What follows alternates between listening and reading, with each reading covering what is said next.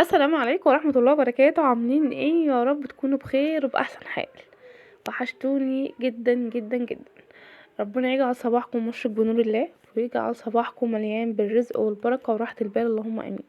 قبل ما ندخل في تفاصيل الفيديو بتاعي النهارده، زي ما اتعودنا هنملى الكومنتات كلها الصلاة على حبيبنا النبي، ونصلي مع بعض على حبيبنا النبي. اللهم صل وسلم وزد وبارك عليك يا حبيبي يا رسول الله.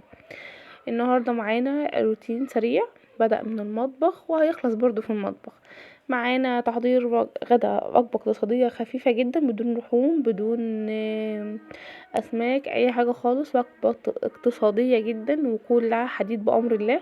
وكمان هنختم بالمشتريات بتاعة الأسبوع بتاعة الخضار، وان شاء الله كده افتكر معاكم واقول لكم الاسعار والدنيا ماشيه ازاي بامر الله.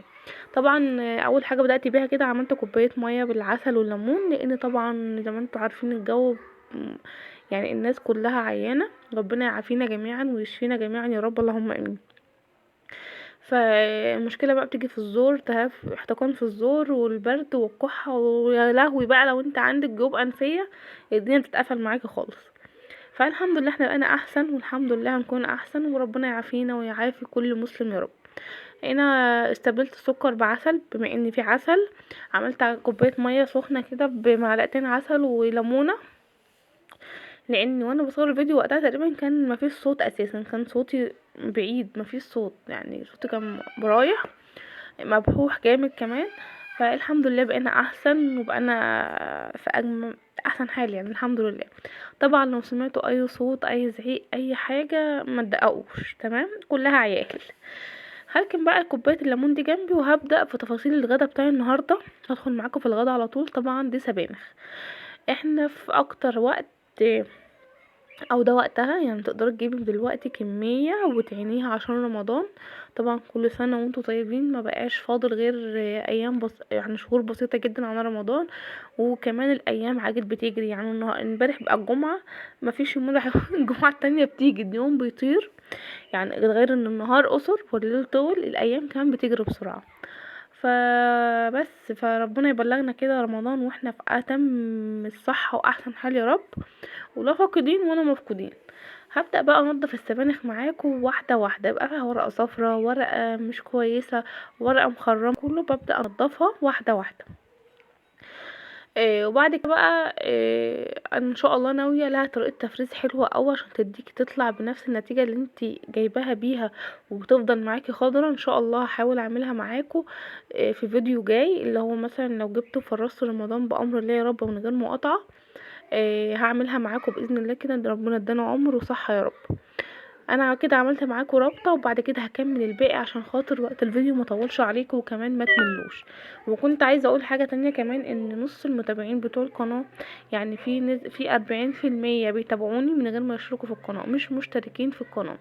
فما تبخليش عليا بقى باللايك بتاعك والاشتراك في القناه، وفعلي زر الجرس عشان اكبر بيكم، وعيلتنا هتكبر بيكم بامر الله، لان انتوا الداعم الاكبر بعد ربنا سبحانه وتعالى. فربنا يوفقنا جميعا. تاني حاجة، اكتر نسبة مشاهدة من اخواتنا من العراق، فلو انتي من العراق ومتابعاني فهقولك اهلا وسهلا بيكي ومنوراني. وجودك انتي وكل اخواتنا من الدول العربية على راسي من فوق، اهل السعودية والعراق، وطبعا اهلي وحبايبي من مصر.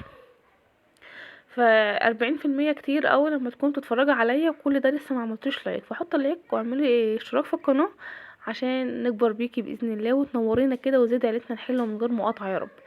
اول حاجه بقى، نقعت السبانخ، انا نقعتها في شويه ميه وحطيت عليها شويه خل صغيرين كده، وقمت بقى ايه حطها في فوطه على فوطه كده تصفى لحد ما شربت الميه كلها، نشفتها. وبعد كده هبدا اقطعها زي ما انتوا شايفين كده. بشيل الجزء بتاع الراس ده كله برميه، بستغنى عنه الجزء الاولاني ده. وبعد كده ببدا اخد من بعد الراس بسنتي كده، وبقطعها زي ما انتوا شايفين كده قطع صغيره، او على حسب زي ما انت عايزه. بس طبعا بدون ما هعملها خضار على صلصه وبصلصه وطماطم وبتاع، فلازم تتقطع بالشكل اللي انتوا شايفينه ده، واحطها في مصفى. خلصت كل الكميه معاكم. طبعا كل ده بيترمى، لو عندك فراخ او بط على السطح طبعا هتشوحيه ليهم، ما فيش طبعا هيترمى في الزباله للاسف يعني. طبعا في شبت وكزبره وبقدونس. انا هشيل الربطه دي اعينها، وانا كنت مفرزه قبلها بكام يوم الشبت، فقلت اجيب من اللي انا مفرزاه واعين الطازه اول باول، يعني مفيش مشكله. وكمان كان عندي طماطم في الفريزر ضربتها برضو، طلعتها تصفى تفك كده عشان خاطر اعملها. طبعا السبانخ اكتر حاجه بتكش معاكي بطريقه صعبه. انتوا شايفين الحله مليانه قد ايه؟ مفيش دقيقتين هتلاقيها اتصفطت بقت حاجه صغيره جدا، لان الخضار كله ميه. تمام. فحطيت عليها كده نص الكيسه اللي معايا كده من الشبت والكزبره، وهي بقى تبدا تشوف مع التقليب هتبدا تخس. يعني انا كنت ناويه اعمل ربطتين، لقيتهم للاسف مش هيكفوا خالص. لقيتهم مش هيكفوا، فقلت قمت عامله الاربعه مره واحده. الاربع ربطات مش كبار قوي على فكره، صغيرين. الربطه كمان بقت ب10 جنيه. الربطه ب10 جنيه. انا كنت جايبه 4 ب40، وربطه شبت على كزبره كانت ب50 جنيه. يعني عشان نعمل وجبه اقتصاديه ل5 افراد ب50 جنيه شبت على كزبره. طبعا ده غير الطماطم وغير الرز. يعني اقل وجبه اقتصاديه النهارده بتكلفك حوالي 100 جنيه، ويمكن ازيد كمان. ولو انت عندك الاساسيات في البيت بتوفر معاكي زي الرز، الزيت، الحاجات دي كلها. هقطع عليها بصله صغيره واحط معاها ورقتين لورا. تمام. في ناس بتعملها بالعدس، في ناس بتعملها بشويه مش عارف ايه.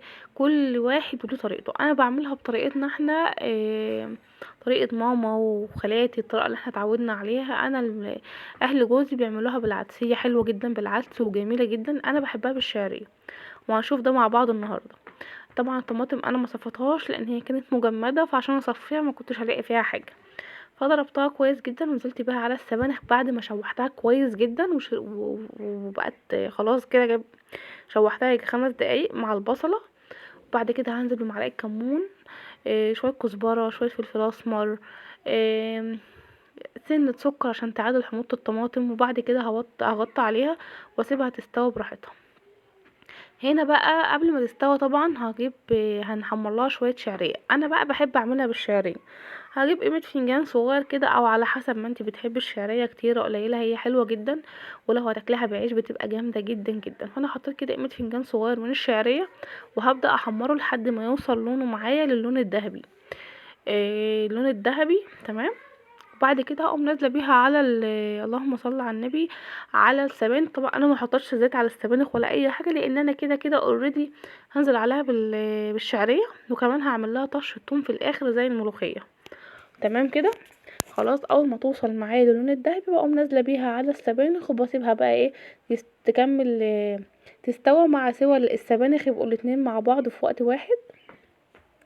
الطريقه جامده جدا وبسيطه جدا وطعمها جميل جدا. مش عارفه الناس اللي بتحبها بالعدس بس تقولك لا، شعريه ايه، ويقعدوا يتريقوا. اقسم بالله طعمها بالعدس احلى مليون مره. طعمها بالشعريه احسن مليون مره من العدس. بعد كده حمرت تومه، قطعتها كده صغيره، قمت محمراها ونازله بيها على السبانخ.